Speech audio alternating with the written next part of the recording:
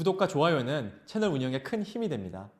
안녕하세요. 부동산 투자법인과 공인중개사 사무소를 운영 중인 목동아빠입니다. 오늘은 이 얼어붙은 부동산 불경기 시대에 1주택자가 해야 될 일에 대해서 한번 이야기해보는 시간을 갖도록 하겠습니다. 제가 경험을 했던 얘기를 드리는 거니까요. 참고하시면 될 것 같고요. 여러분들도 아시다시피 지금 부동산 경기가 굉장히 안 좋잖아요. 매매 금액도 많이 내려가 있는 상태고요. 그리고 1주택자 분들 같은 경우는 어차피 내 집 하나 있으니까 내가 지금 살고 있는 공간이기 때문에 특별한 액션을 취하지 않으신 분들도 많으시거든요. 제가 초창기 영상에 첫 집 구매를 한 그런 계기와 어떤 집을 샀는지 대한 영상을 만들었었거든요. 제가 이제 29살 때 수원 영통구 메탄동에 있는 10메탄 주공 이제 아파트였는데 재건축 아파트를 그때 겁도 없이 샀었거든요. 그래서 그 아파트가 메탄 위브 하늘채라는 그런 아파트로 재건축이 돼서 이제 새 아파트가 됐고, 사자마자 이제 가격이 굉장히 많이 올랐었거든요.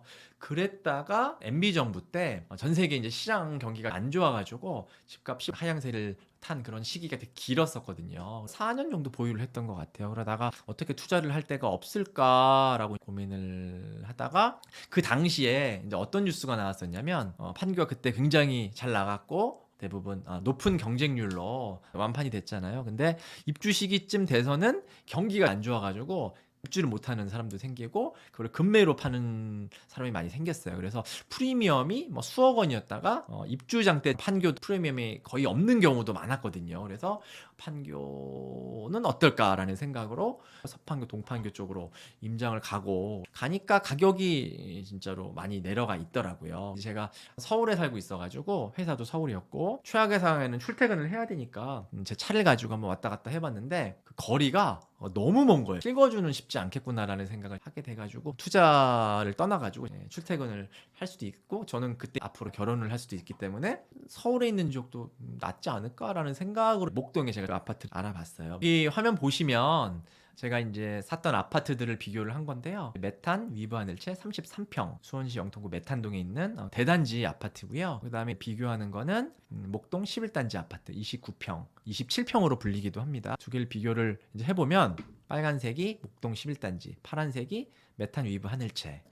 이 시기를 보시면 목동이 계속 비쌌다가 이때 보면 일정 기간 붙어 있어요, 가격이. 그래서 두 개가 가격이 똑같았어요. 그래서 생각보다 목동이 안 비싸네라는 생각을 했거든요. 그 당시에는 목동은 되게 잘 사는 부자 동네 인식이 있었고 학군 좋고 굉장히 좋은 동네로 제가 알고 있었고, 근데 여기가 왜 이렇게 비슷하지? 라는 생각을 하게 돼서 제가 임장을 해본 결과 그 당시에 있는 목동 같은 경우는 경제 상황이 안 좋고, 그리고 재건축 단지가 되기 전 단계 한 25년 정도 된 그런 아파트였거든요. 그러니까 실거주하기는 좀 불편한데 재건축도 아직 멀었고 가격이 그 당시에 저평가가 된 시기였던 것 같아요. 그리고 재건축이라는 건 또 투자 상품이기 때문에 경기가 안 좋을수록 실거주가 강한 새 아파트가 가격이 또 높잖아요. 그래서 메탄 위브 하늘채는 이제 신축 아파트였기 때문에 이제 실소유자가 좀 있었고, 그래서 둘 가격이 붙었어요. 그래서 제가 가보고 나서 이 목동 참 싸다, 굉장히 저평가가 됐고, 그때 29평짜리 같은 경우는 22평 가까이 대지 지분이 있는데 제가 샀던 금액이 3억 한 6, 7천에 샀거든요. 이게 땅이 뭐 22평인 경기도도 비싼데 땅값도. 그래서 이런 것들을 생각을 하고 주변에 좀 조언을 구하니까 지금 시기에 집을 왜 사냐느니 뭐 재건축이 거기가 되겠냐 다 말렸어요. 이거를 괜찮다라고 하시는 분을 한 번도 못 봤거든요. 근데 저는 이게 그냥 본능적으로 싸다라고 생각을 해서 제가 이제 갈아탄 거죠. 두 아파트가 차이가 많이 날 때는 이거는 16억이었고 이거는 8억이었잖아요. 그러니까 내가 1주택자라 하더라도 투자를 2주택, 3주택 하지 않더라도 특정 시기에 저평가된 아파트나 주택을 객관적으로 볼 수 있는 눈이 있다면 이렇게 차이를 벌릴 수도 있겠다라고 생각을 했어요. 그러니까 아무도 투자를 하지 않는 시기긴 했거든요. 집값이 오르지가 않고 집을 사는 사람은 바보라 그랬죠. 세금만 내고 누가 집 사냐 요즘에, 그런 얘기가 나올 정도로 경기가 안 좋은 시기였는데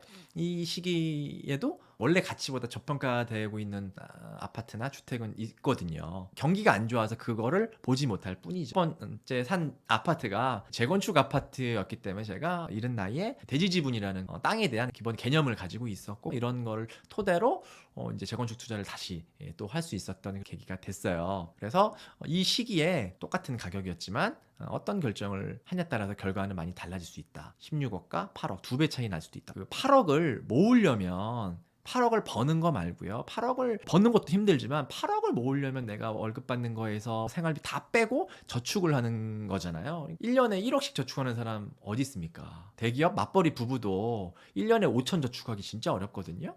그렇게 진짜 5천을 저축한다고 가정을 해도 이게 16년이 걸리는 거예요. 그러니까 얼마나 이게 대단한 거예요. 5천이 안 된다면 몇십 년이 걸릴 수도 있는 거죠. 내가 어떤 지식을 갖고 어떤 판단을 하고 결정하냐에 따라서 8억 차이가 날 수도. 그래서 1주택자라고 가만히 있는 사람도 있을 거고, 아니면 이렇게 바쁘게 움직이고 어떤 것들을 실행하려고 준비하고 공부하고 하는 분들도 있으실 거고, 하지만 이 차이로 인생이 바뀌어버리는 차이가 날 수도 있다라는 생각을 하게 됐어요. 물론 저는 이제 이 아파트는 팔고 큰 평수로 이제 이동을 하고 다른 단지로 이동을 했지만, 그래서 이제 제가 이제 목동에 이제 관심을 가지고 이사를 하게 된 시작이었다라고 말씀을 좀 드리고 싶어요. 저도 요즘 이제 집값도 많이 떨어졌고 어떻게 보면 부동산 경기가 굉장히 안 좋잖아요. 그래서 지금 시기에 다주택자들이 투자하고 저도 한 채 더 사고 이렇게 하는 거는 의미도 높고 하기 때문에 조심스럽게 접근을 해야 된다라고 생각을 하고, 무리한 대출을 일으키고 하는 것은 위험하다라고 생각을 하고 있어요. 하지만 저도 이 시기를 그냥 불경기다 손 놓고 있는 거는 아니고, 압구정이나 최상위 집값을 유념히 관심 있게 보고 시세를 계속 모니터링을 하고 있습니다. 1주택자 분들이 하고 있는 집은 하나 있잖아요. 그거를 어떻게 내가 갈아타고 어떻게 결심하냐에 따라서 결과는 달라질 수도 있고 인생이 달라질 수 있다라는 말씀을 드리고 싶었어요. 그러니까 저도 그런 결정을 했을 때 굉장히 두려웠고 100% 확신을 하지는 못했지만 결과가 그래도 조금 좋게 났고 객관적으로 보려고 노력을 하거든요. 이 시장을 너무 좋게, 너무 나쁘게 볼 필요도 없고, 지금 우리가 필요한 자세는 가장 객관적으로 보는 그런 현명한 지혜가 좀 필요한 것 같아요. 그리고 그런 판단을 하는 마음을 먹었을 때 그걸 내가 실행할 수 있는지가 굉장히 중요한 부분이긴 하거든요. 근데 저는 좀 성격이 급한 편이어가지고 마음 먹으면 그냥 바로바로 뭐 이렇게 하는 편이어서 투자하는 스타일이긴 한가 봐요. 1주택자 분들은 놓지 마시고 갈아탈 수 있는 그런 아파트들이 없을까, 어디로 갈아타는 게 좋을까라는 고민을 하시고, 그래서 내가 어떤 노력을 하고 어떻게 준비하냐에 따라서 결과가 많이 달라질 수도 있고 따라잡을 수 없는 격차가 벌어질 수도 있다라는 생각을 좀 해봤습니다. 제 채널이 그런 그래도 생각을 가지시는 분들한테 조금이나마 좀 도움이 됐으면 하는 마음이고요. 저도 투자도 하고 있고 여러분께 공유해보고 싶어서 한번 말씀드렸습니다. 지금까지 목동아빠였고요. 감사합니다.